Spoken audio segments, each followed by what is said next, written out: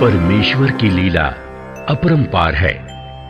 वो जब चाहे, जहां चाहे, कहीं भी, कभी भी, किसी भी रूप में प्रकट हो सकता है।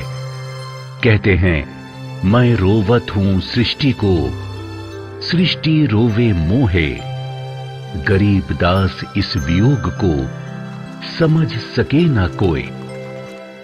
परमेश्वर चारों युगों में प्रकट होते हैं। सतयुग में सत सुकृत नाम से, त्रेता में मुनीन्द्र नाम से, द्वापर में करुणामय नाम से और कलयुग में अपने वास्तविक कबीर नाम से आते हैं।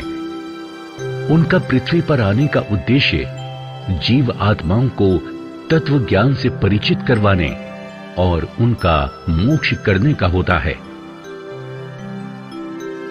इसी उद्देश्य से प्रत्येक युग में वो परम अक्षर पुरुष अपने सतलोक को छोड़कर इस मृत लोक में आकर अपने तत्व ज्ञान का प्रचार करते हैं। आज से लगभग 600 वर्ष पूर्व भारत, जिसे जम्बू द्वीप भी कहा जाता है, इसके उत्तर प्रदेश राज्य के काशी नगर में सन 1398 में शिशु रूप में लहरताला नामक तालाब में कमल के फूल पर सह शरीर सतलोक से आकर प्रकट हुए और 120 वर्ष लीला करके अपनी इच्छा से सह शरीर ही अपने निज लोक सतलोक चले गए। इस दौरान उन्होंने बहुत से चमत्कार किए, बहुत से लोगों का दुख दूर करके उन्हें सुखी जीवन प्रदान किया। उन्होंने अपने तत्व ज्ञान को लोकोक्तियों, साखियों, कविताओं व दोहों के माध्यम से लोगों तक पहुंचाया। वे शास्त्र अनुकूल ज्ञान दिया करते थे, जिसे सुनकर बहुत से लोग उनकी शरण ग्रहण करने लगे। लोगों को लाभ होने लगा, जिस कारण से अन्य ब्राह्मणों, ऋषियों, पंडितों, काजी व मुल्लाओं के पास लोग कम जाने लगे, मानो जैसे उनकी दुकानें बंद होने लगी। काजियों, मुल्लाओं व पंडितों और ब्राह्मणों ने ईर्ष्यावश होकर अपने अपने तरीके से कबीर परमेश्वर का विरोध करना शुरू कर दिया। ज्ञान चर्चा में जब नहीं हरा पाए तो हिंसा पर उतर आए। इतिहास गवाह है कि परमेश्वर कबीर साहिब जी को हिंदू व मुसलमान धर्म के गुरु और पीरों द्वारा कितनी पीड़ा उठानी पड़ी। उनके जीवन काल में दुष्ट लोगों ने उनका पुरजोर विरोध किया और नकली गुरु पीरों के झांसे में आकर परमेश्वर कबीर जी पर 52 बार जुल्म ढाए। उनको मारने की कोशिश की गई और उन्हीं में से एक कोशिश थी कबीर परमेश्वर जी को खूनी हाथी से मरवाने की।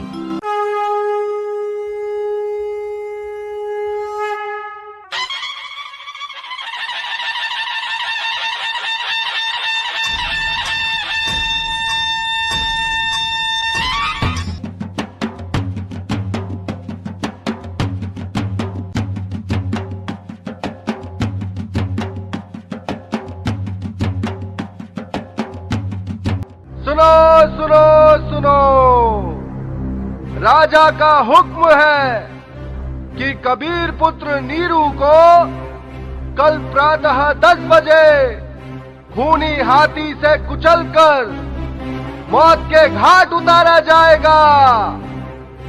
इसीलिए सभी नगर निवासी सजा देखने दंडित गृह पहुंच जाए। सुनो सुनो सुनो। हाँ, राजा ने बिल्कुल सही किया। अब की बार वो नहीं बच पाएगा। हर बार बच जाता है, पता नहीं क्या जादू मंत्र जानता है। अरे राजा के पास बहुत खतरनाक हाथी है, उसे तुरंत कुचलकर मार देगा। हाँ हाँ, सही कह रहे हो। देखते हैं कल क्या होता है।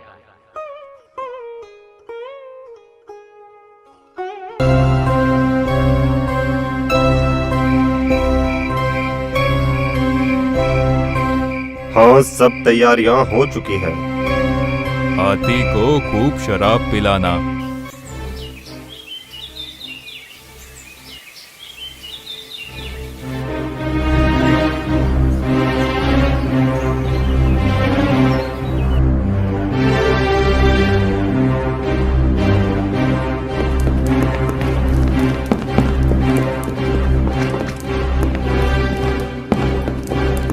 अच्छे से बांधना इस काफिर को, कहीं भाग ना जाए।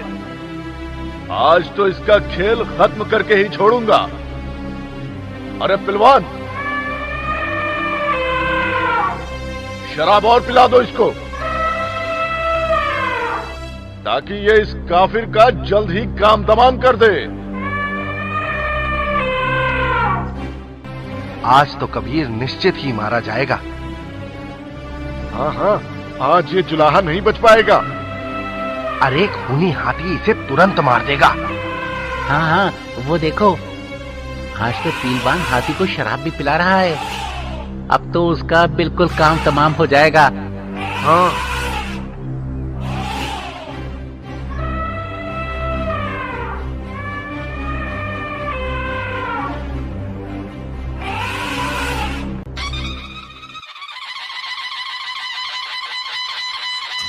होशियार, खबरदार, दिल्ली के सम्राट सिकंदर लोधी पधार रहे हैं।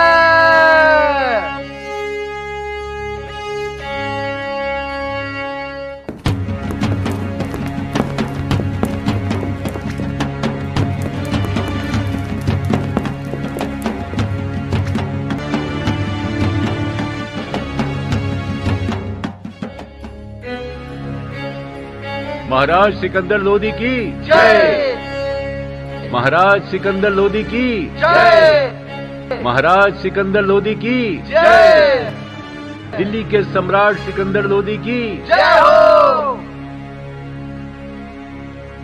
आज की दंड प्रणाली शुरू की जाए।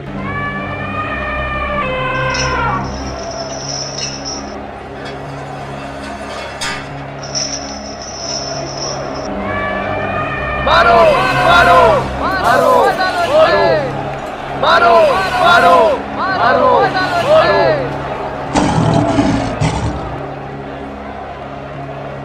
अबे क्या कर रहा है काफिर की औलाद? हाँ हाँ, ले जा, ले जाकर दोबारा कुचलवा दे इसको। मारो मारो मारो मारो मारो मारो।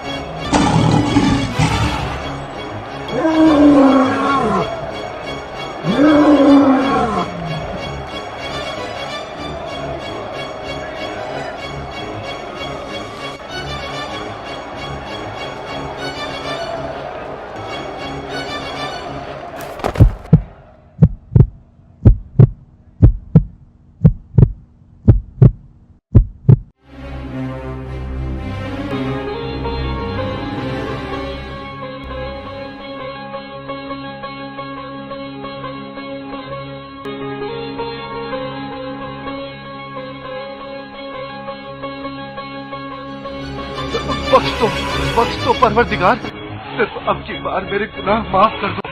आप ही अल्लाह हैं, मुझे बख्श दो। मेरे से भारी भूल हो गई है कि मैं आपको पहचान न सकूं। आप स्वयं अल्लाह पृथ्वी पर आए, मुझे बख्श दो, मुझे बख्श दो।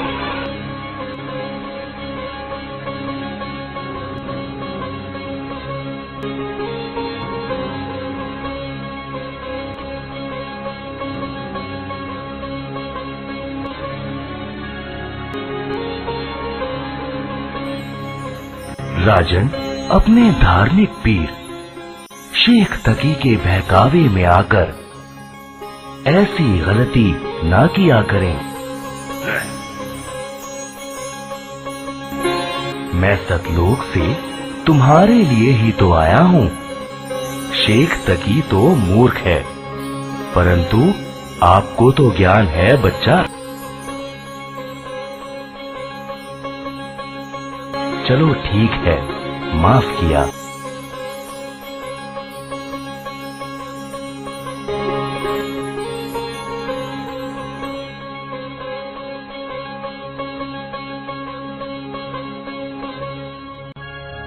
इस तरह शेखत्ती ने अन्य कबीर जी के विरोधियों के साथ मिलकर उन्हें हाथी से मरवाने की भी एक नाकाम कोशिश की, लेकिन मारे नहीं मरे कबीर सब प्रयत्न व्यर्थ रहा।